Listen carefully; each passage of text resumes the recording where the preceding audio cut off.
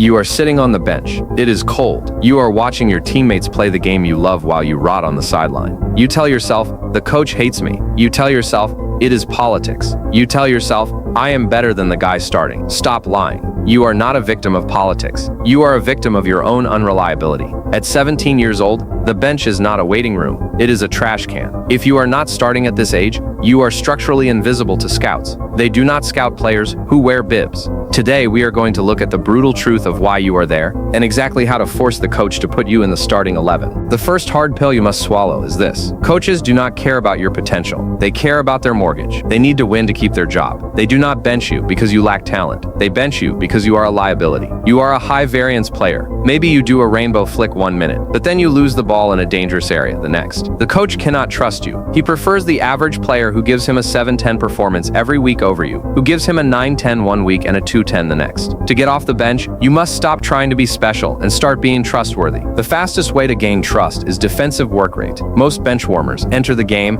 and try to score a goal immediately to prove themselves. This is selfish. The coach is watching what you do when you lose the ball. Do you sprint back 40 yards to make a tackle? Do you track the runner? If you jog back, you are disrespecting the team. You are telling the coach, I am too good to defend. And that is why you sit. If you want to start, you must become a defensive animal. Make the coach feel safe when you are on the pitch. If he knows you will run through a brick wall for the clean sheet, he will find a place for you. Let's talk about your sub-mindset. When you are on the bench, what are you doing? Are you pouting? Are you complaining to the guy next to you? Are you looking at the crowd? If so, you are finished. The bench is a tactical vantage point. You should be analyzing the game like a scientist. Who is the tired defender? Where is the space opening up? Which midfielder is lazy tracking back? You need to enter the game with a cheat sheet of information. If the coach sees you engaged and analyzing, he sees a professional. If he sees you sulking, he sees a child. Body language is a language. And right now yours is saying, I quit. Now let's address the biological reason you might be benched. Your engine. Many players have the skill, but they fade after 60 minutes. The coach sees this in training. He sees you gasping for air during the shuttles. He knows he cannot trust you for 90 minutes. You are an impact sub at best. This is a fitness issue. You are relying on the glycolytic system, sugar burning which crashes fast, instead of the oxidative system, fat burning which lasts forever. You need to fix your conditioning. You need to prove to the coach that you are the fittest player in the squad. Fitness requires zero talent. It is pure will. Part of that engine failure is fuel. You cannot press for 90 minutes if your glycogen stores are empty. If you eat garbage before training, you train like garbage. The coach sees a lethargic, slow player and assumes you are lazy. You aren't lazy, you are underfueled. You need a nutritional strategy that keeps your energy stable. I have linked the free nutrition and recovery cheat sheet in the description. It tells you exactly what to eat to maximize your engine capacity. It costs $0. Download it. Stop giving the coach an excuse to drop you because you ran out of gas. Another reason you are benched is decision fatigue. You try to play the Hollywood pass every single time. You want the assist. You want the glory. But the Hollywood pass has a 20% success rate. That means 8 out of 10 times. You give the ball away. To a coach, that is a nightmare. You need to learn the art of boring efficiency. Keep the ball. Recycle possession. Make the simple pass look easy. The best midfielders in the world, Rodri, Kroos, Busquets, play simple football. They are the first names on the team sheet because they guarantee control. Stop playing for the highlights. Start playing for the win.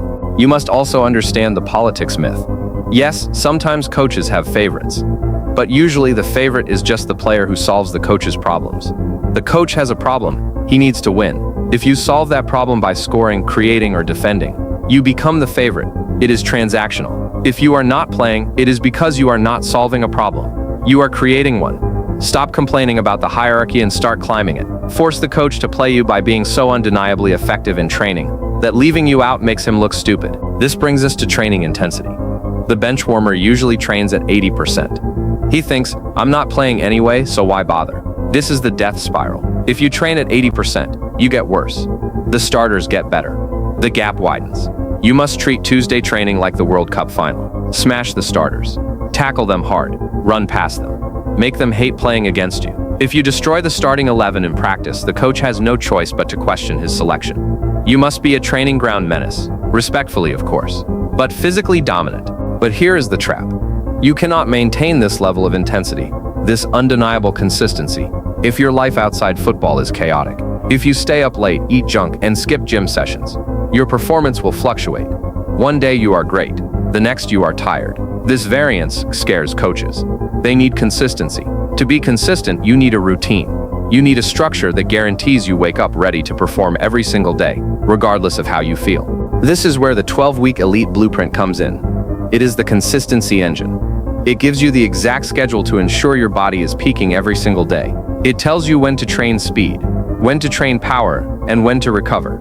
It removes the randomness from your life. When you follow the blueprint, your bad days become better than other players' good days.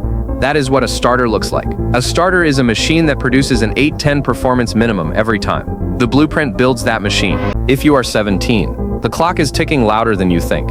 You have maybe 18 months before the academy window slams shut. You cannot afford another season on the bench. You cannot afford to be patient. Patience at 17 is complacency. You need urgency.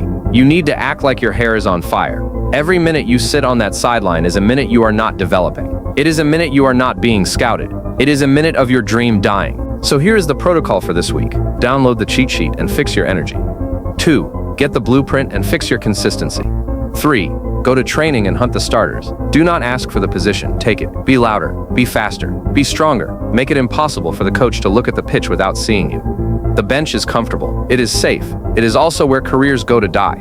Get up, get warm, and force your way onto the field. The coach doesn't hate you, he is just waiting for you to force his hand. Make the decision easy for him. The link is in the description. Get off the bench. Go work.